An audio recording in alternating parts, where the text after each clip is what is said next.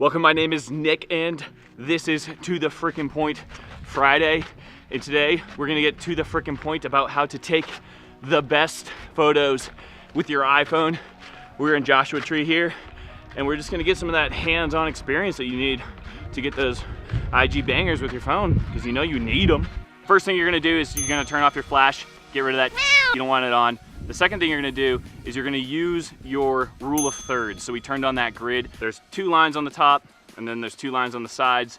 And when you're composing your image, you wanna put your subject or the horizon on those lines or at the intersection of the lines. And that's gonna give you an immediate advantage on your composition of your shots. Another great trick, super simple, is you use the volume button as your shutter. That's it. You just click the volume button and it's gonna act as your shutter. Another thing that we did is we are going to turn HDR on. So that's high dynamic range. So when you have an image that's really, really bright in the sky and then you have a super dark beard like this that's super tight and you take a photo of that, it's gonna be hard to manage not blacking this out or making the sky super, super bright. So with HDR, it's actually gonna take multiple images and layer them together. So when you do it, don't move the camera, try to be as still as you can, and then it's gonna combine those into the ultimate image so you can retain the data in the dark spots and the brights.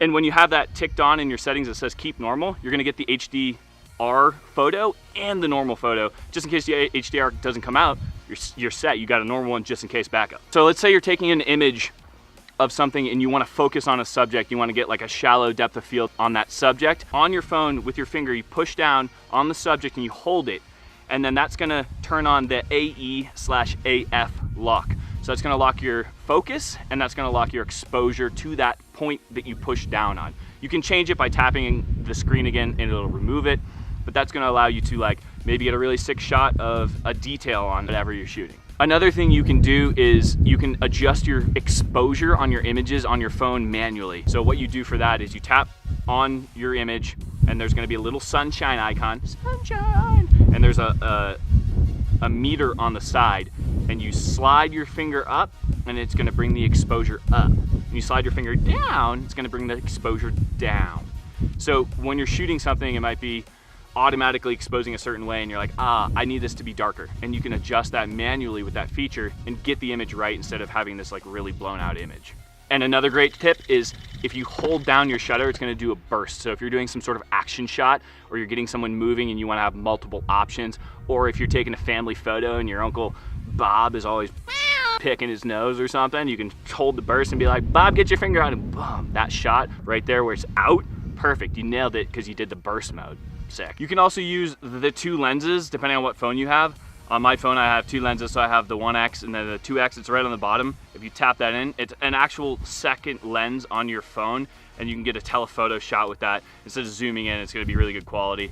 And the other thing you can do is the portrait mode. You're gonna get this really cool depth effect, but you do need enough light and you also need enough space between you and the subject, so you can't be super close to your subject if you're doing the depth effect, but that's gonna give you a really nice bokeh. It's fake, but it works really well on your photos, and it's gonna bring your Instagram, iPhone photos to the freaking next level, which is sick. And then the last tip I'm gonna give you is a super general tip for photography, but just switch up your angle. You know, if you're taking a picture of a tree, get down low and like make it look freaking huge from shooting way below it and just make it blow out of proportion.